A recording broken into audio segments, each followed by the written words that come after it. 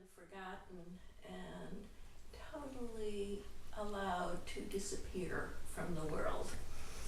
And that just can't be, because there's no way that without the integration of the world at large and people who, first of all, are often struggling with life from early childhood and then through school and then going to juvenile facilities or then off to prisons. There's no way of recognizing how to give them help and services when they truly need it, which is when they're little or when they're teenagers. If they become invisible in the womb or at 2 or at 5, it's just so easy for society to make them invisible when we shun them off to prisons. And we just have to integrate the world at large with all of those disposable people, those people that are forgotten so easily and so early. And the more we're visible in their world, the more supported they feel. But the more we're doing things and talking to people about it, then the more other people hear that this is a really good thing to do. We're not going to let anybody be forgotten. So we're dedicating what our little group today is doing. Most of us, when I put out the word, I was thinking, well, maybe we'll have a lot of new people that will come and volunteer. But lo and behold, we have most people that are already dedicating their whole lives to helping people and helping animals and being of service. And so one of the thoughts that I had when this is a hard population for people to have 5K runs for and things like that, because if people are more comfortable letting this part of our world be neglected and ignored. So I hope it might be okay with you to videotape our time together so that this can be a foundation and a base that then we can build on with other talks, sharing with other people what we're doing, and then facilitating other people feeling comfortable maybe just listening to a video, and then getting a little more of an idea of how they could be involved. Now, if Rini and Tabitha come, then we'll kind of add them into the mix. But is there anybody that's uncomfortable having Jim point the video camera at you? If you are, you can talk anonymously and he'll point the camera out the window or something. Look at the Or nice I can turn view. the camera off, so I mean it's... Or you can turn the camera off. So please feel free to say what you are comfortable with. And if you don't want to say it in front of the group, you can give me a sign. But I feel like what we do can be a very good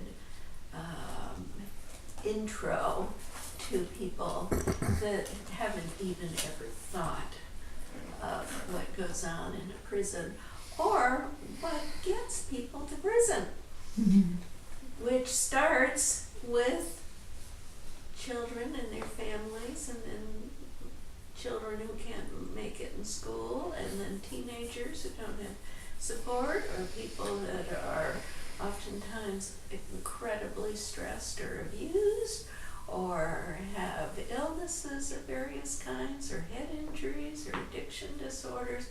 We know, all of us know, that the very, very few people that are in prison because they need to be locked up behind bars forever and are that dangerous, even they deserve love and rehabilitation and support. But amongst all the people that are there, portion is very minimal. The rest need help, need treatment, need support, need literacy, need so many things. So what I was hoping is to first go around the room, since everybody is a little bodhisattva saint out there in the world doing good things, and just share what your interest is and what your connection to this world we're talking about is. And then we'll all kind of create this mandala of energies that everybody is putting out in the world. Who would like to start? I'll start. Okay. All right. Well, I'm really glad to be here with y'all, and it was a very last minute decision to come because I'm sort of up to here in my life, and I bet some of y'all can relate to that. Yeah. As Anna was saying, yeah, people that are concerned about what's going on in the world tend to be very full plates, and so my personal situation is that I have a daughter with some really complex health problems. And she's overall better, and she's just moved to Wisconsin to go to school, and that frees up a little bit of my time and energy, but she still needs an awful lot of support, and she's really struggling. And she's a lovely, wonderful person, and there's nothing I'd rather do than help her. But I also feel, just selfishly, I'd like to be more involved with this kind of mindset, with this kind of work, because I don't want to just be isolated, focused on a close loved one who needs help, because we're all connected and everybody needs help. And she's wonderfully supported, and as Anna was saying, so many people just are discarded by the world. And how do we live our lives day in and day out and see that happening and not want to do whatever it is we can do, even if it doesn't feel like very much, and even if it's wonderful intention and prayers or meditation or sending good energy or talking with people. You know, I know some people at work who have a very different perspective than what we have. People are in prison because they deserve to be in prison. They've done something wrong, and why can't they be like us who are not in prison, and we work hard and we support ourselves? And you know, it is just not that simple. And my work happens to be, I'm a family practice physician by training, but for several years I've worked for disability determination services. And so I sit at a computer all day and I look at medical records, and I look at these forms that the claimants fill out that are seeking disability, that talk about what their lives are like. And it is really fascinating. And Anna, I cannot tell you how many times throughout a week I think of your work and your organization and what you're doing, because it is all so connected. You know, a lot of these people seeking disability are not, from my perspective, my medical professional perspective, disabled. They don't qualify for disability, but man, are they disabled in the sense that they have been so marginalized, and they're so desperate for money and all kinds of support, you know. So I just want to be connected with people, even if I don't have much time or energy, to support this work, and to just imagine what else I can do. As Anna and some of you know, I've been really interested in death penalty abolition for an awful long time. Anna and I got to be particularly close back in the 1990s because of our mutual concerns, and Jim and Judith and Karen, people on death row. And of course, it's not just people on death row, it's people, as you were saying, that put them in prison and, lock the doors and walk away. And you can't read the newspaper without seeing that this is a huge societal problem. It's not just a problem for the people behind bars.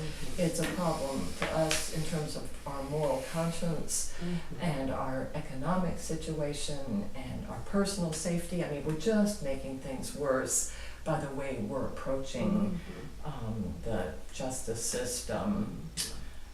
And I was real interested to hear you talk about literacy because, as some of you know, my former husband does literacy work, and I'm just so thrilled that he does that. And I know some of you are going to go to the fundraiser this week, but I mean, that's such a basic part of it. So that's kind of round and round, but that's where I'm coming from. I'm still in close contact with two people on death row that I've known for many, many years, and I don't get a chance to visit them, but I write them letters and I send them books and talk to them on the phone and send them money and communicate a little bit with some of their loved ones, but mostly they just don't have much support at all. So just doing a very little bit like that, which is very little bit in the big scheme of things. It's a lot to them. It's a lot to them, yeah. So any little bit that any of us can do makes a huge difference. So thank you. And Pratt was on the radio I yesterday. know, it was Literacy. a wonderful interview, and I was so glad to even see a photo of Sammy King, the 65-year-old man who he has worked with for several months. Sammy's, come into our lives. He came over to my house and cut down a tree, and I wasn't even there, but he did it because he adores Pratt and Pratt's willingness to help him. And any of you who knows Pratt knows that he doesn't compartmentalize. I mean, and I guess that's the idea here is, we don't just do a little bit. We keep this wide open perspective, and he's wonderful at that. Yeah. Thank you, Lucy. Yeah, thank you. His ears are burning. I hope so. They should be. Yeah. Should we go around the circle? Would you like to go next? I'll go Karen? next. My name is Karen Wisdom, and I work for the Department of Criminal Justice at University of Arkansas at Little Rock. I am the academic advisor, I'm the recruiter, and I teach 2 careers in criminal justice classes. I teach one online and one face-to-face. I don't know how I got there, but that's where I am. It was really funny because one New Year's, Anna gave us all a little piece of paper with, our thing. What is our thing going to be for the year? And mine was justice.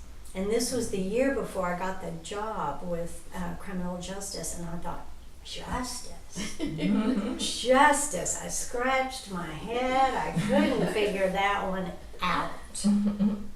And that's the amazing, beautiful part of where my life is now. We have a program at UALR that's out of the Criminal Justice Department called Reentry. And we go to the prisons. Right now we're going to Malvern, Pine Bluff, and Wrightsville. And it's really kind of on like a semester basis. So Wednesday night I went to Pine Bluff, and Patty Bayless goes with me. And I have been in Alcoholics Anonymous for 27 years. And so when they asked me, I don't know where it came from, but they said, would you like to be a part of the reentry? Let me tell you about the reentry. Each Wednesday at these prisons, they have somebody come in to try to educate the inmates. It could be on, forgiveness, emotional issues, somebody from the parole office, someone talking about finances, things that might help them. And so I'm one of the speakers. And when they asked me, I really didn't, I don't know, where that came from either. I have a lot of those in my life. And what I found is that it was a really good fit for me since I've been in recovery for 27 years, that I could start off my talk about my sobriety, where I started from, and about my sobriety. We're there for 2 hours, We're there at Pine Bluff. We were there from 7 to 9. We had a fabulous crowd. You know, they all have their own little nuances and personalities in the prisons. And we had a really great group. So anyway, I talk about my recovery, and it's so amazing because I got sober in Alcoholics Anonymous, and I know that prisoners, many got there through drugs and alcohol. And so I asked them, raise your hand, how many have gone to an Alcoholics Anonymous meeting?